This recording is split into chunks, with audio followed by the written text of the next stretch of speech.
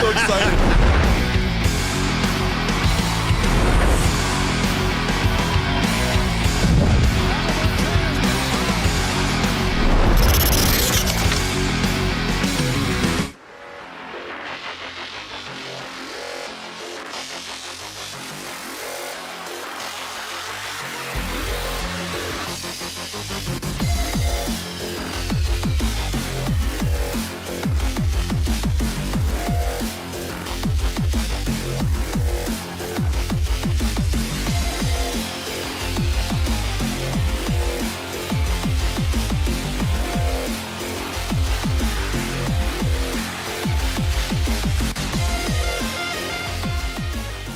It's time for Two Guys and a Goalie with Dustin Nielson, Matt Kassian, and the goalie, Joaquin Gage. A good Thursday afternoon to you. Welcome to Two Guys and a Goalie, Two Matts and a Goalie edition. Happy New Year to all of you here as we get set for another hour of a wonderful program here on Edmonton Sports Talk. Matt Kassian, Joaquin Gage with you. Live on Two Guys and a Goalie, presented by GS Construction. GS Construction, they are setting the industry standard for 50 years with quality, efficiency, and safety driving their success. GS Construction, they have a foundation built on teamwork, and now they want you to become part of that team. Visit gsconstruction.ca, click Ready to Work, or visit their page at indeed.ca with the Next Person Up program at GS Construction. It's not a job, it is a career. Gentlemen, how are you guys doing today? Cass, how was New Year's Eve and New Year's Day for you? It was really good, guys. Some fireworks for the kids. My buddy Eric did a fantastic job. I was really impressed with it. But and I actually made it past midnight. So I made it to like 12:01. Then it was like have the New Year's kiss with the wife, and then we both went to bed. So it was good. Went out with our church group on New Year's Day. They had the ice booked for a couple hours. So took the kids skating and got that Texan wife of mine on the ice again too. So it was good. Just like a solid New Year's. How about for you guys? Yeah, mine was, I was at the game, and then I was more worried about just getting home. You know, I didn't know what was going to happen downtown. Obviously, there was festivities getting set up. I just wanted to get home and kind of enjoy it at home. How was it? It was fine. It was Well, because you're leaving before everyone else is leaving. Yeah. Everyone's like anyone at that point. Like, would you leave like 10:30 or something? Yeah, 11? I guess there was. You're already downtown. You're waiting until midnight at that point. I think by the time I got into the car, the boys had already started the post game show. So usually it's around there, right? So looked like the game was well in hand. Didn't need my help anymore at that point. You did your job. You did your job. And the socks were brought up. The EST socks were brought up on the air. I was hoping that they got up on the table and danced and showed the socks off. Was anyone wearing them? I didn't see Bob's legs. Bob's a little bit more reserved than Gene is. I don't think the socks went with Gene's tuxedo. So, but Gene did send me he waited till Christmas to open them. Hey, I don't know about Bob. Bob might have gone a little bit earlier. I'm not sure, but Bob doesn't seem like a guy that's waiting. Yeah, I don't think so, too. I don't think Bob's a guy that puts it under the Christmas tree and is going, on Christmas Day, I'm going to wake up and see what Santa brought me and open all the gifts at once. Bob seems like a guy that if you give him a gift, he maybe won't do it in front of you, but the moment he can get it, like by the time he got back to the press, like his seat, because when did you give it to him? Oh, yeah. So it was the game prior that I did. But it was on the broadcast? Yeah, it was on the broadcast. So by the time he got back to his broadcast booth, it was opened. I would say, yeah. He peaked. Well, it would be for me, too. I probably would, too. I'll say that, yeah. But that's the thing. The next game, Gene had the whole Christmas presents, and he had them. And I was going, oh, Gene, please open them now. Please open them now. But he waited. He sent me a nice text on Christmas Day saying thank you for the socks. So. Do you know which socks you gave them? Because one got the yellow and one got the blue. Gene got the yellow. Bob got the blue. That works better. That's appropriate. Yeah. Gene's going to pull off the striped yellow socks a lot better than Bob. Bob needs standard. Yeah, I think so. Plus, the all blue goes better with all black. Yeah. Which he's known for. Yeah. So. That's good. Yeah. It's now 2025. Get used to this. And I just watched some college football yesterday. I was enjoying one of those games. I did too. Hated the other game. Nice. Yeah. It's the Rose Bowl. There's something about the Rose Bowl that it's just wonderful. And I was there. So Who was the little running back that had the monster day there? Was it against? With Arizona State? I think so. Because he has a funny name. Yeah. Skedaboo. Yeah. He had a passing touchdown. What a great name. That's Sam a great athlete Skedaboo. name. I love it. Oh, that's so good. He was like, so good. I just watched some highlights. It was amazing. But he'd get his helmet ripped off and then popped up like very stoic. And as is tradition with Arizona State, people that go there is known for its party school. In the game, he puked and then he played better. So there was a point, it wasn't going well, got it out of his system, and all of a sudden was ready to go, and they almost pulled off the massive upset. They almost got it done in Texas. They don't got a shot now to win the national title. They just haven't looked good enough to me. You can't blow they should have rolled Arizona State. The Oilers, though, they got their win against Utah on New Year's Eve. Cass, anything really stand out to you in that game, or is it more just like business? They got it done. It was what they needed to do. Your takeaway from that'd been Tuesday's game. Yeah, I thought it was all business. Like first period, I don't want to say it was sketchy, but it was a little back and forth first period, but they just took over the second. And it really, I said that on the post-game show, it really felt from that point on, like, not that they were overconfident, but they were just like, yeah, we're winning this game. Like, and just kind of not dominated, but they just controlled the play the rest of the way. Now, I know Tommy was freaking out in the press box about, that they needed more goals, and he was worried and like, oh, they need the next one. And I get that, but it really felt like the type of game where Edmonton was never really in danger of losing it, even in the first period. Like, I know, you come out even, but they just took it over in the second. So just get your business done, handle it. And to me, guys, that's what we want to see against the Anaheim Ducks again here now. The same type of mentality where it's just like, just go about your business, do your job, get it done, and you're going to win the hockey game. Yeah, I mean, it's always different, I find, when I watch a game on television compared to being there. And like I was talking to Tommy about this yesterday, actually. Just there was that point, probably about the start of the second, probably about 8 minutes, where the Edmonton Oilers really established a more aggressive forecheck, and they took advantage of some extended offensive zone time, which led to probably about 2 minutes. I think they even got a shift change in there, resulting in a icing. They had to keep those guys out there, and it wasn't till the next. I think Sergachev got caught out there, went and changed, came back out, and that's where he made that blunder trying to go up the middle. And when do we make mistakes is when we're fatigued, right? Second of a back-to-back, extended zone time. And then they pounded him, I thought, for about 10 minutes there and kind of took the game over. Like you said, we talked about that too, Cass, with Tommy saying, I think they need that fourth goal just because they've been giving up leads lately, I think. But to me, I'm more in your camp where it felt like the game was under control. But in those parts, you always hear good teams, they find ways to win or they can shut it down. I think it's more beneficial to hold that 2-goal lead and just kind of snuff out anything that the Utah Hockey Club was trying to muster at that point. Because really, if they score that fourth goal, I think they really let their foot off the gas, and then it results in just a big cluster and possibly just scrambling to the end of that game. I like the fact that they just kind of locked it down, and then Leon seals it with an empty netter. This month, what I find interesting is just there was a lot of panic. I think, well, not a lot of panic, but there was some people that were panicking about this Oiler team heading into the New Year's Eve game. Look at what they did in Anaheim, and now after that, Utah game, you look at the month of December. If you just zoom out to the month of December, 9-3-1 record. Yeah.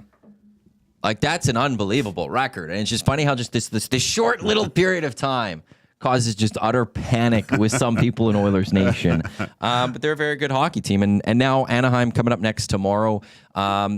This is probably a great time to have Anaheim too, because of when you lose that game to the Ducks, you'd want to get a nice crack at them this early, wouldn't you?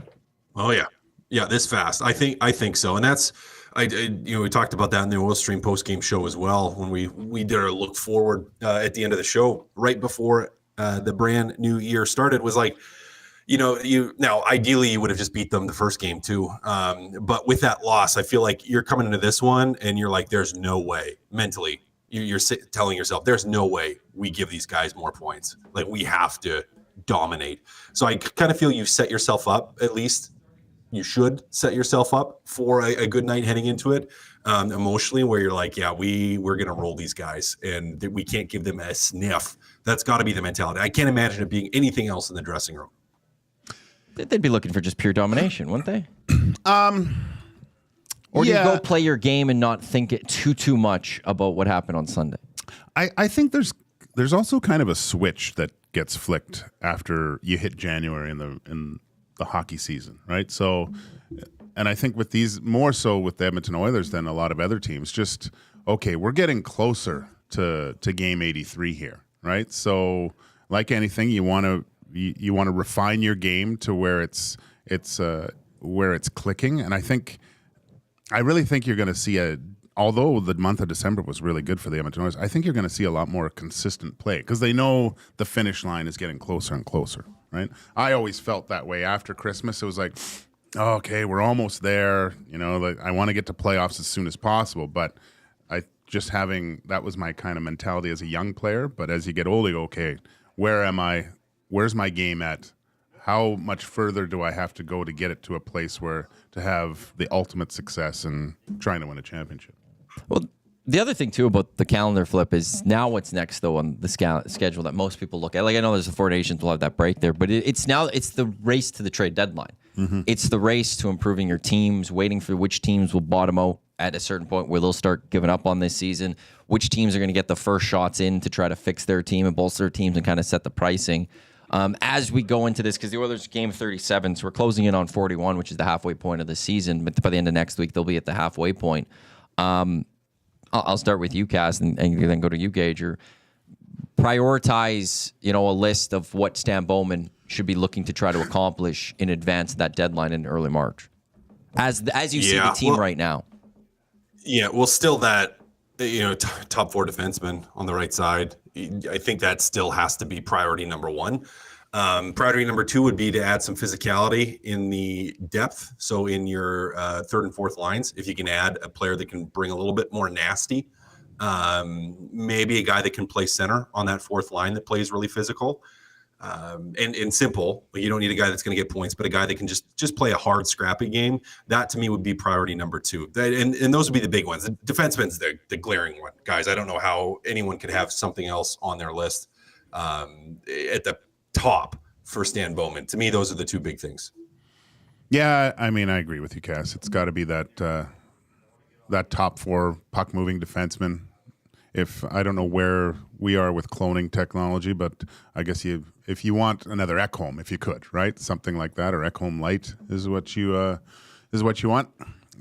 It's funny because just reading things and looking at Jonathan Toews saying he feels like his career isn't over yet, right? And you're mentioning depth at the center position, third, fourth line, someone that's a little bit physical. Do you have time for Jonathan Toews? There's too much time passed here, Cass, that you're not getting peak Jonathan Toews. I realize that, but there's those other intangibles that might be added, or is this just another guy that's past his prime and you might want to look at someone with a little bit more youth, where there's that youthful, exuberant physicality in games that maybe can get under team skin? Before you answer that, I will just add the last NHL regular season game, April 13th, 2023. Yeah, that's what scares me with that one. Like I think great. It could be great, but where is his level of game going to be at? How long is it going to take him to work in? What Jonathan Toews you're actually going to see. I don't see that happening. Like in Dream World, if he comes back the same as when he left in terms of capacity of play, then for sure.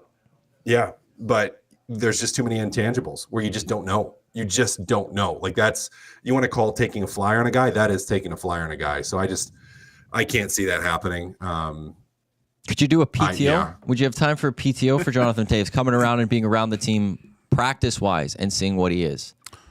And if you like what you see, then maybe getting that contract and giving the flyer to him. And if it doesn't, you don't like what you see, you don't go ahead with it. I'm trying to think. The Canucks brought someone in for a little bit of a skating last year. It was Phil Kessel. War Pig. Yeah. Yeah, and they never ended up signing him or something. But would you guys, either of you have time for something like that with Jonathan Toews? If you're looking for maybe even just that playoff experience to help this team get over that hump of winning a cup, at the very least, just seeing what he is by bringing him around this team for a few days on a PTO. I don't know why. And maybe I'm just nostalgic, but I've got time for it to see Jonathan Toews in an Oilers uniform battle, like big key face-offs in your own zone or something like. I don't know. I guess you'd have to see where his game's at, and that's where the PTO. That's PTO. So yeah, I got time for it. I do. Cass, would you have time for a PTO of bringing Toews in, or is it just you think that it's not going to be there? That why waste the time with it? How much? Why waste the time with it? Why waste it? I don't know. I don't know. And they're displacing the lineup. I don't know. Maybe. And we haven't even talked about what the contract dollar value would look like. Like, is that league minimum? Is that? It would have to be. It'd have to be Miller less. It'd have to be. I don't think he'd be looking for a payday. No, I don't. I don't think he'd be looking for a PTO either, though. Maybe he would. I don't know. How much time do you have for a PTO? Like, especially with that break, like you would have to be doing that today, right? Like, to give time to work into it to see what you actually have. Well, and you don't know where he's at too. Like, has he been training and on the ice? Like, I don't know. It just. I think they could stick around for as long as you want on a PTO. They just can't go play games. I would think there's got to be some sort of person out there that. So PTO contract exists in the AHL, NHL. In the NHL, this type of contract is limited to 25 games. Yeah, it's like a 25 gamer, right? Or is that in the minors? That's AHL. Yeah. So I would assume something would be similar then maybe in the NHL where you'd have 20 games to figure it out or something like that where he's just around. Yeah.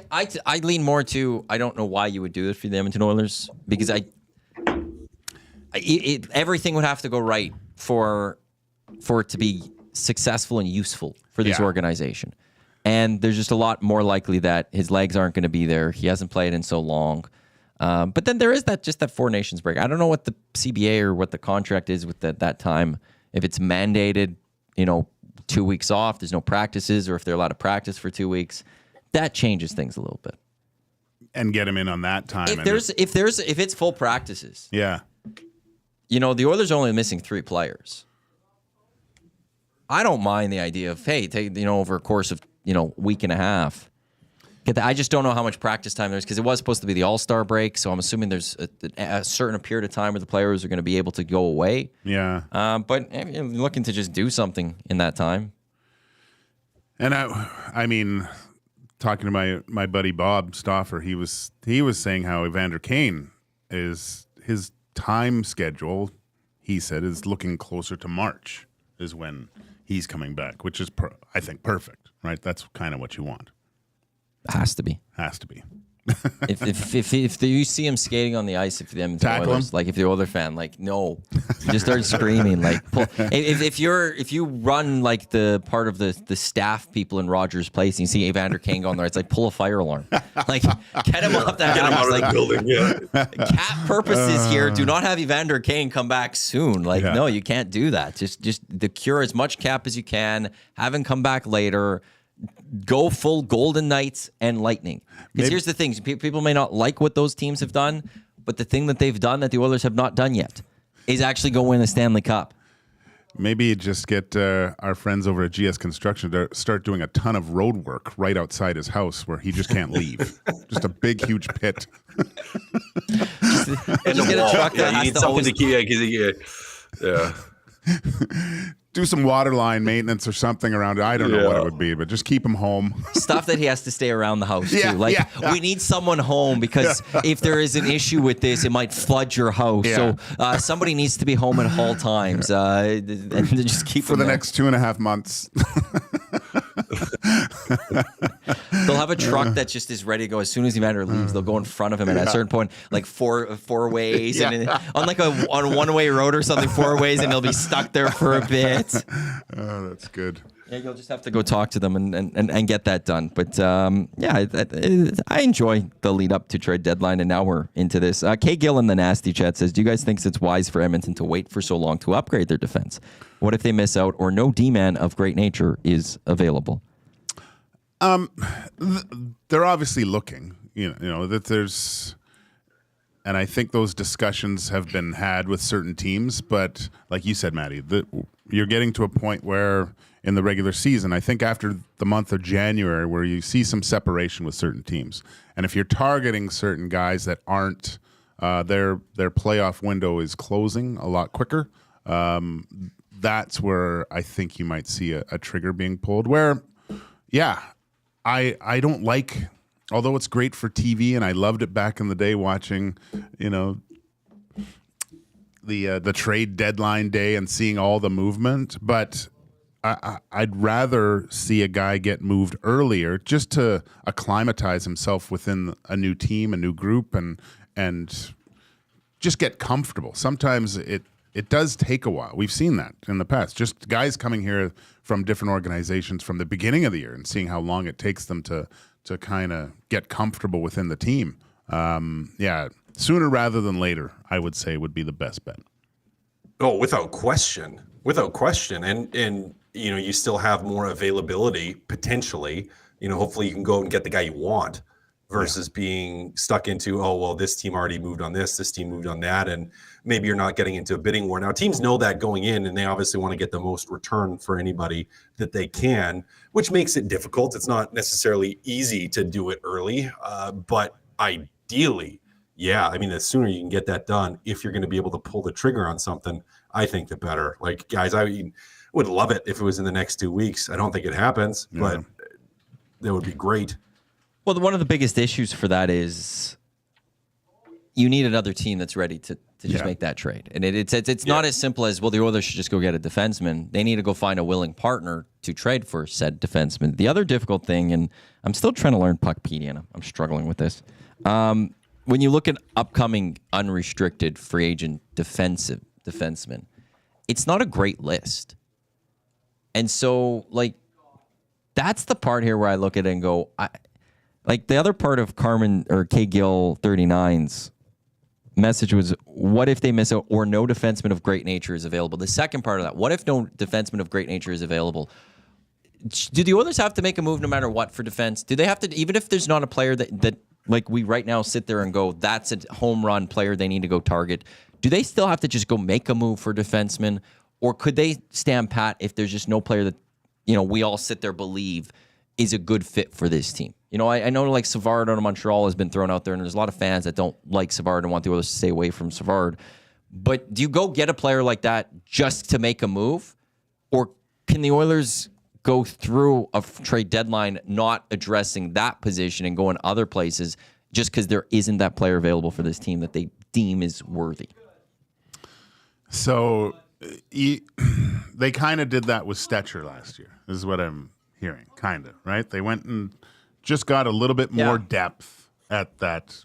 But, you know, I just don't like it completely just because there's so many of the same type of player. Even when you go to look down in Bakersfield, we have Brown, you know, they're all around that 6, 7, 8 kind of defenseman. It's not what you're looking for. I think by the time playoffs rolls around, and if the Condors are actually done, you've got some of those guys that hopefully can fit in if there's injuries or anything like that. You need someone that can munch, you know, 15 to 20 minutes, I think, with and have the confidence of the coaching staff to be able to put out there on a regular basis. And like you said, Matt, the list isn't great, and the amount that you'll have to give up to get one of these players, you're going to have to get really creative with the partner that you're dealing with. Or you just clone Ekholm, somehow speed up his, force him to be with DNA, the clone process to make him left-handed. Like left-handed, so he's a right-handed shot. You just put him in backwards. Then speed up the growth somehow. That would be perfect. Yeah, let's do that. This text comes in. If they don't get a home run on D, they will be doomed. Do you think they would be doomed if they actually didn't do anything? That's a full hypothetical, Cass? Not necessarily. It's not necessarily. I think you're going to make it harder for yourself. Like you have a better shot. You're not doomed if everyone stays healthy through the playoffs, but that's asking a lot.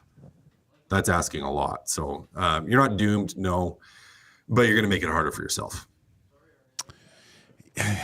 Yeah, because, you just look at when you match up other defensive cores in the Pacific. Looking at Vancouver, I think they have Quinn Hughes, and that's a big, but we've seen what happens with Quinn Hughes is teams target him and make it very difficult.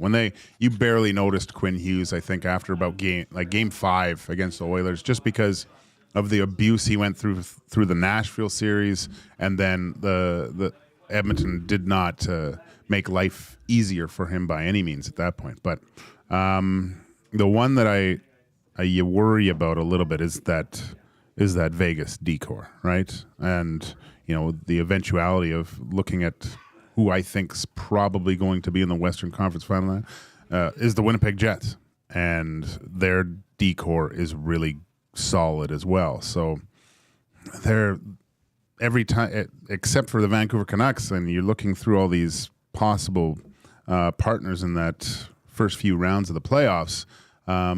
There's not many check marks I think you give advantage to the Edmonton Oilers decor compared to a lot of other teams. So it's something they're going to have to add something, and I don't.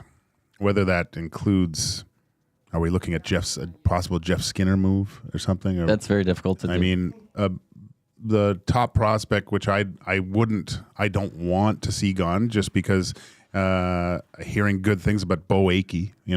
He made the World Junior team, and it was kind of a little bit of a surprise. And all things are pointing to his being it's obviously further down the road, but you just don't want to start giving away some of these assets. Well, especially considering how many they've already given away over the last few years. This is Two Guys and a Goalie.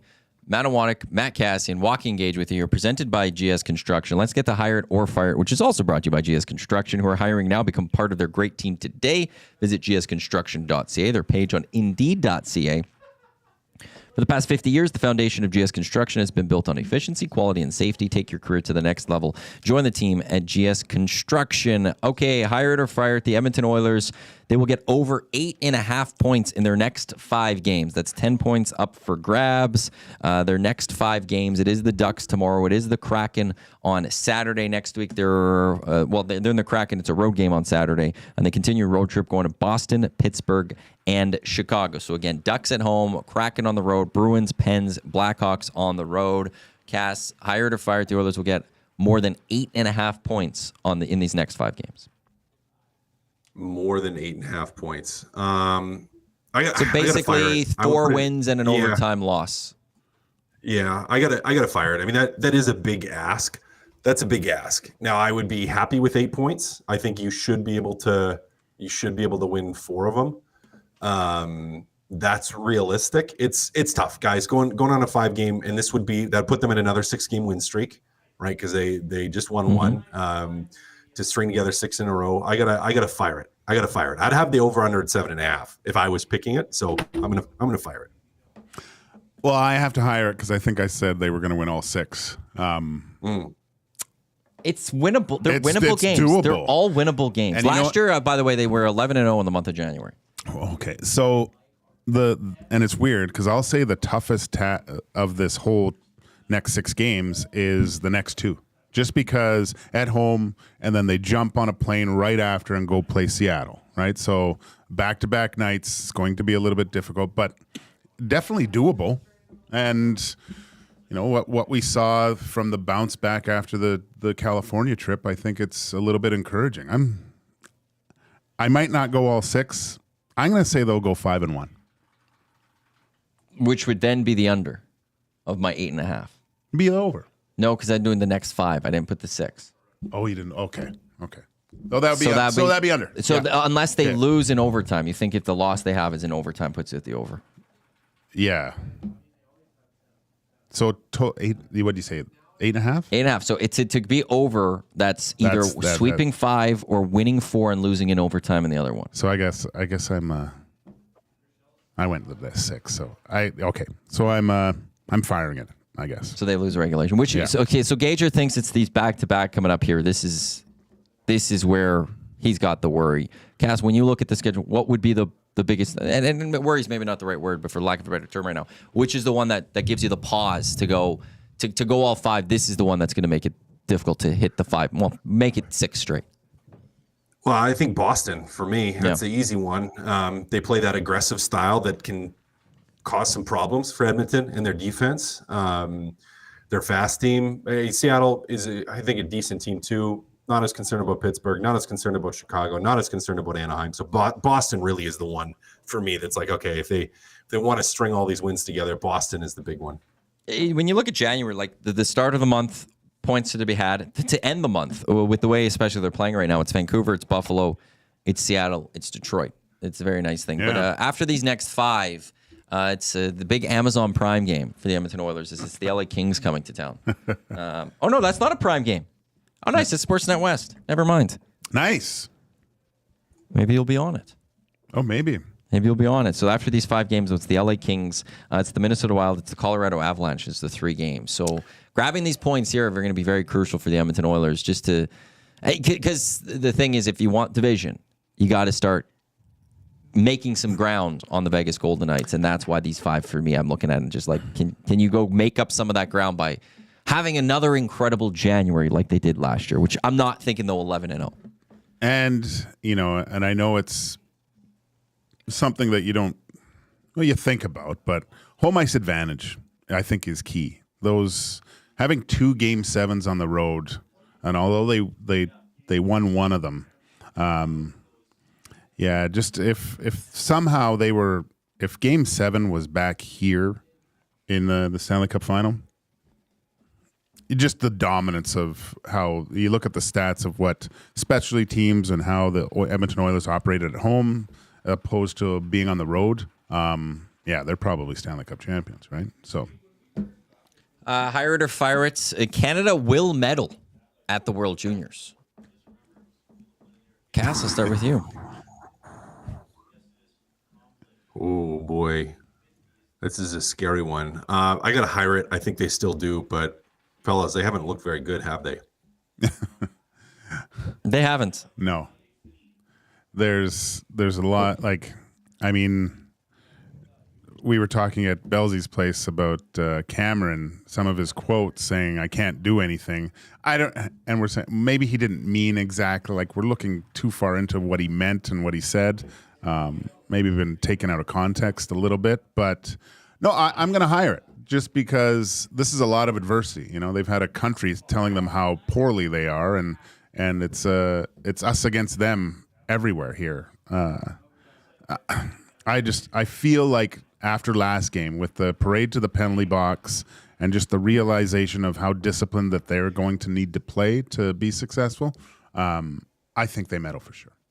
So they take on Czechia later today. 5:30, you can watch that one. If I'm reading the bracket correctly, I'm using Wikipedia. If they win this, they take on the U.S. in 2 days. And then they would either go to a gold medal game, which is they'll medal.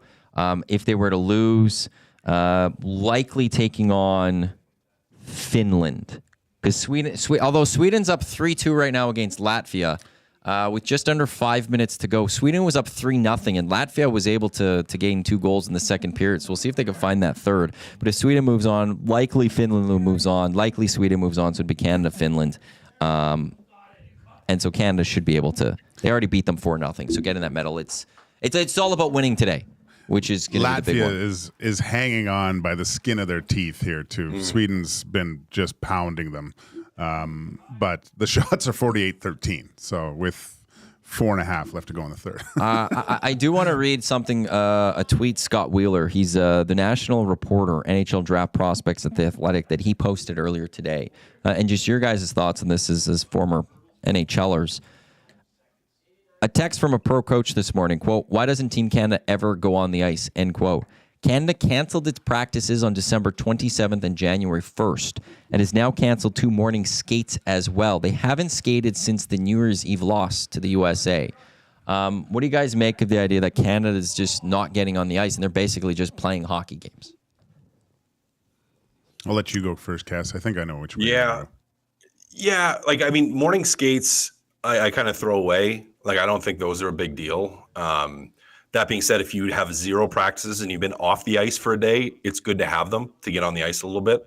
Like, and it doesn't have to be long, but just to feel the ice a little bit. So, yeah, I mean, sorry to fence it, guys, but I'm kind of like, you have to know your group. Now, that being said, we could look at this and say that it's totally the wrong decision because this group hasn't performed, right? So if they haven't been performing on the ice, well, maybe you need to get them out there again. So I don't like the canceling the earlier practices. I would say like the full ones. I don't really care about the pregame skates. I'll probably stick with that. So full ones, didn't like they're canceled, even if they were light skates. The extra morning skates, not a fan. I don't care about morning skates.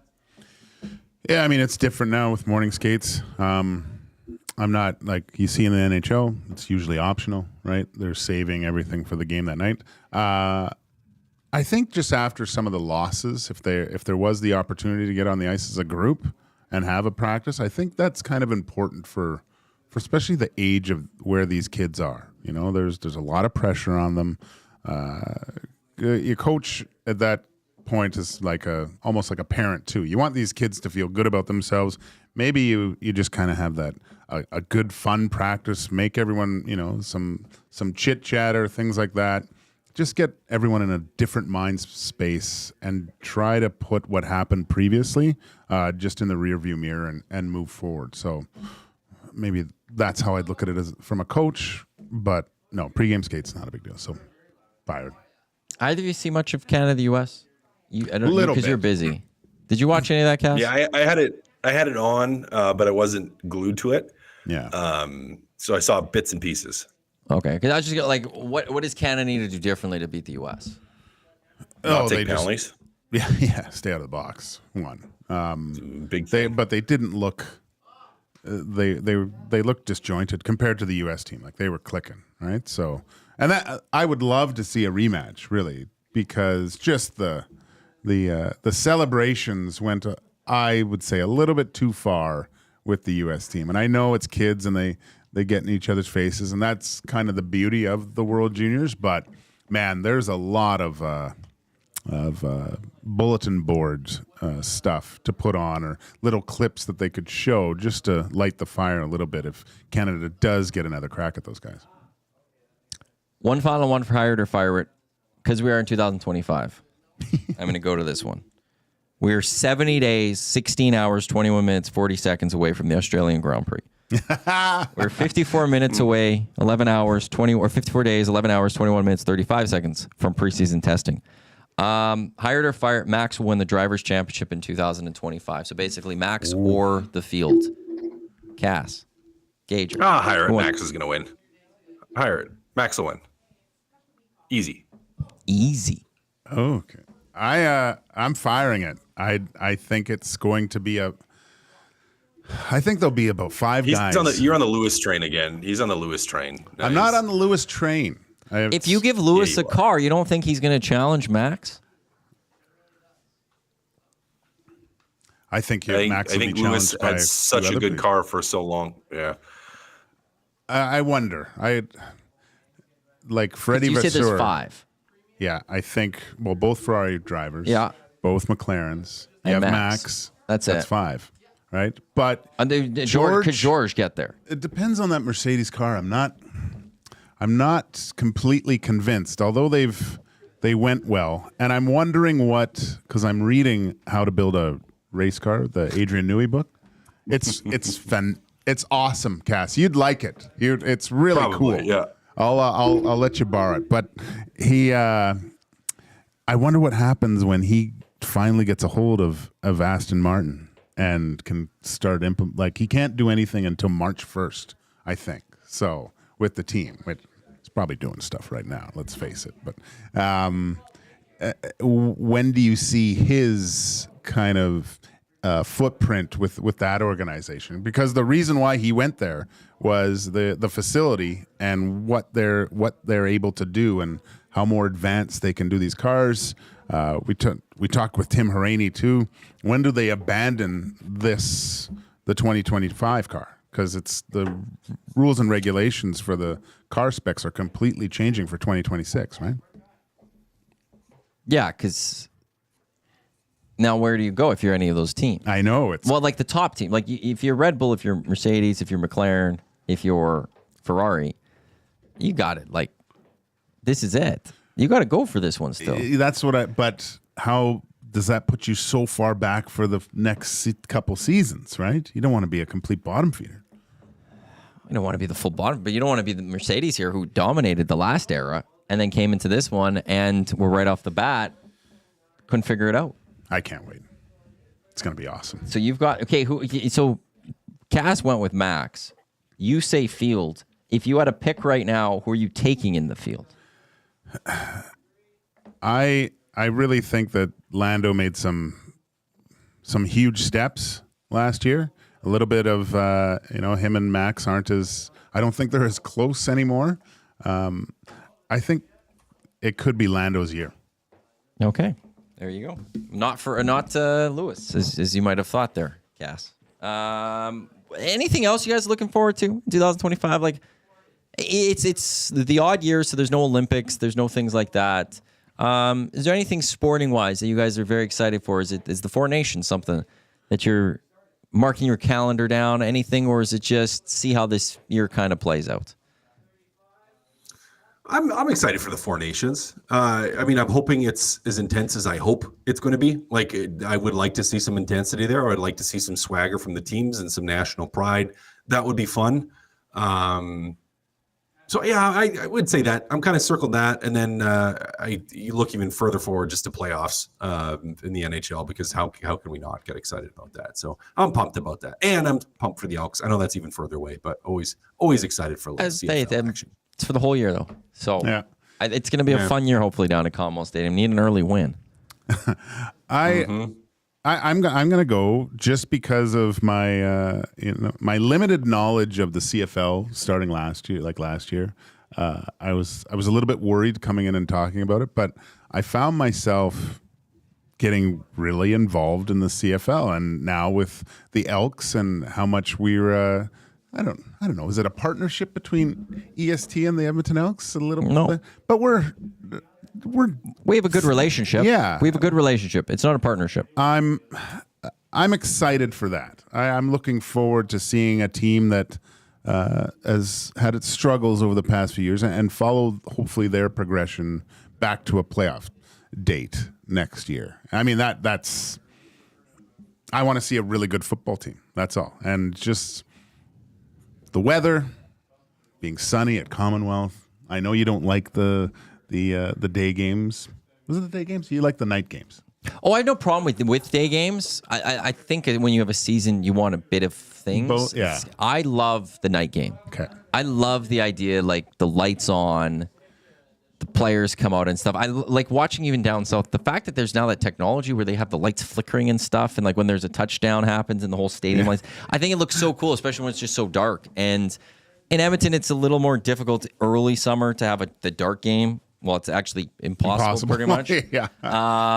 There's something about it when it's just like the sun is setting and then it goes to a night game. Yeah. Like watching the Rose Bowl yesterday, it's sunny on Pasadena right at the Rose Bowl, and then as the game ends, the sun sets behind the mountains in Pasadena, and it's just night. And I do love that. I have no real issues with day games though. Okay. Well, I like a Saturday at 2 is wonderful. A Saturday at 5 is awesome. I like the day games because I got kids. Yeah. And so easy to take a kid to a day game, a little bit tougher to take him to the night ones. I like the kind of later afternoon start where it's still sunny, but then it changes and the lights come on later. I like that. The thing, like, if I had a perfect Elks schedule to plan, because they haven't released their schedule, because the CFL feels like not releasing a schedule, because who wants to start planning things? I don't want Thursdays. Okay. I don't want to see the Thursday games. I think you got to mix in some Friday and Friday nights with the Saturday afternoons. And I do like the Sunday nighter at 5. I don't know how easy. Like, I remember going to FC Edmonton their final season. They played quite a bit of at their second half of their season Sunday at 4. And it was the most time I saw them kids at a game, more than other times throughout the year. So I don't know. I'll have to ask you guys, more you, Cass, because you got the younger kids right now. Does Sunday at 5, is that easy to take kids to? But I do like the Sunday at 5. Yeah, the Sunday at 5 is good too. 4 or 5 on a Sunday, still good because the kids, especially on a school night, you have them in bed still at that 8:30 to 9 if you get out of there quick after. So it's like doable. It's doable. So you can do that. I like those ones too. Because then you also have like the whole day. You get done whatever you need to do. If you have to go do errands, if you have to just relaxing morning. And then I like the fact that was it last year's the first year, or was it the second year that they did these Sundays? And it was nice, like throughout the summer. Sunday Night Football comes for the NFL come September, so we're all going to watch it. But there aren't going to be CFL games at that. But if you're TSN, CTV, and the CFL, create that going starting earlier. And it's just a nice thing. Everyone's already trained to do it. Just take advantage of it and have people start doing it sooner. So, but I would no Thursdays. Don't need the Thursdays. Don't give me any of those Thursdays. This is Two Guys and Goalies, Matt, Gager, and Cass. We've got about 9 minutes left here on the show, presented by GS Construction. We got EST Afternoons coming up at 1 o'clock, and then the Reed Wilkins Show with Jay Milne coming up at 3 o'clock. Did Sweden win? Yeah, they did. Yeah. There was dominance there. It was nice to see Latvia. I like those little Cinderella stories, but they lost to Sweden. What, 4-3 there? That's a long way from Latvia in years prior. Like, no one wants. I hate seeing those 11-1 games, right? So to see the cavernous gap between some of these countries and I would say a junior powerhouse. Sweden's always really good at this tournament. To not get blown out, I think is encouraging. Because I don't know about you, Cass, but I wasn't fully in with the World Juniors. Obviously now with Canada, maybe it'll pique my interest. I will say you're not wrong, World Juniors. It's Prior regular season, though, or the round robin. They went years throughout that time not losing in the round robin. 1981, they won their first one. They haven't won, then they didn't win until 2012, and they've only won twice. They have 12 silvers, which puts Russia, Soviet Union, they have 13. Then it's Sweden at 12, Canada at 10. So they're second in terms of that.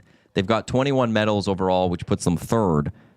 But they only have 2 gold medals. They just can't go get it done. Yeah. Last year, winning the silver medal by losing in the gold medal game.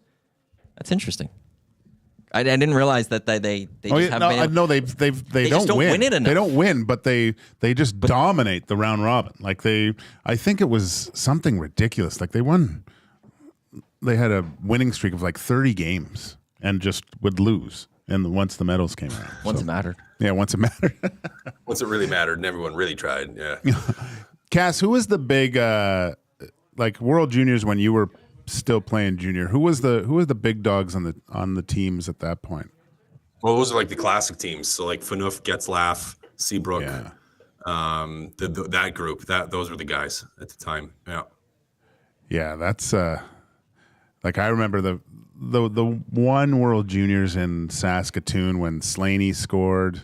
It was Niedermeyer. I think was Lindros on that team too. Mike Craig.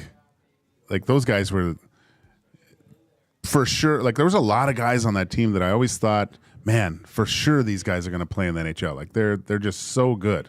And it's so weird that, you look at the top junior players playing at this tournament, and you can't. It's only going to be a handful of these guys, if there even is, that would become regular NHLers. It's always been puzzling to me that you see some of the talent of these guys, and still it just doesn't translate always to the pro level. Top 5 goal scorers of the 91 World Juniors, which was that year.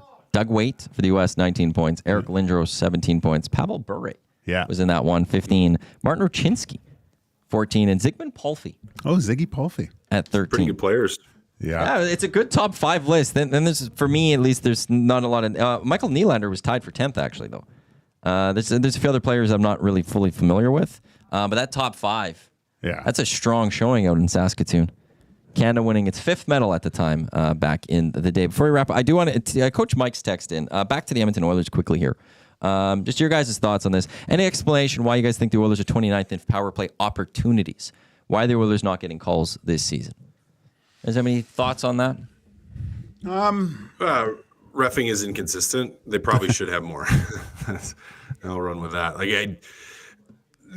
At times, they haven't put themselves in a position to draw those penalties, right? Like, especially early on at the start of the season where they weren't playing very well. They weren't putting themselves in a position to draw them, which lowers the numbers. But yeah, I mean, it's kind of a surprising figure, isn't it?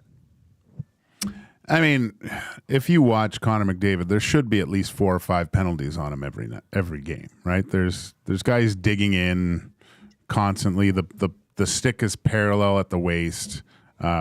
He just doesn't even get half the calls. I don't think that he probably deserves, but I don't think they're. It's interesting that you say that, but I don't think they're doing a good enough job of drawing them too, if that makes sense. And I don't mean diving or embellishing, but there's a way that you can play that you can draw a little bit more, and maybe it is a speed thing, right? Oilers aren't as fast as they used to be, especially last year. Embellish a little bit more. I was standing by in the playoffs last year. There were times like they weren't getting the call. Sometimes just, I'm not saying dive, but they hit your arm or something. Move it a little bit more. Yeah. Show it a little more that something happened. Yeah. And kind of force the ref's arm a little bit. I'm not saying do that through the regular season for sure. Who cares to a degree. But there are times in the playoffs last year where I thought the Oilers could have done a little bit more gamesmanship, I call it, to try to earn a few more penalties. I'd agree Spoken with you like there. a true football fan. But I think sometimes, and I'm going to single out McDavid on here, like a lot of, like, he'll get spun around or knocked down, and sometimes he gets up so quick. I don't think the ref even know what happened there. Right? You don't even see it. It happens too fast. It's too fast. So maybe just slide a little bit longer. Or, take that extra half second to get up. Yeah, and I feel like with him too, especially, like I saw it for years. Like Ben Roethlisberger was impossible to take down in the pocket. Yeah, and he would take extra beatings and extra shots, and the refs wouldn't call things that they would generally call the same hit on others because it's just so hard to bring him down. Yeah. Connor's so difficult to defend that it's like the refs are sometimes trying to level the playing field, and he doesn't get those calls, and that's where it's like maybe you have to do a little something to try to earn those calls. So that's why, like, but the footy in me goes, take that little extra second getting up. Maybe put the hand to the face a little bit longer to check if there's blood or something like that. Yeah. Maybe quickly grab the glove. Maybe scratch yourself on a high stick a little bit to try to draw some blood. Who did the good job of, as soon as they got the stick? I want to say Crosby does this a lot, but if he feels a stick, he'll kind of grab it and hold it there. Yep. And you don't see Connor do that as much as he probably could, right? So, gamesmanship. Canada, Czechs coming up later tonight. You both have them medaling, so they're winning today. But do you guys have any score predictions? Today, 4-3 Canada. Ooh, close one. I was gonna say 5-3 Canada with an empty netter. Okay, so relatively scored. Gager doesn't have the empty netter. You have the empty netter.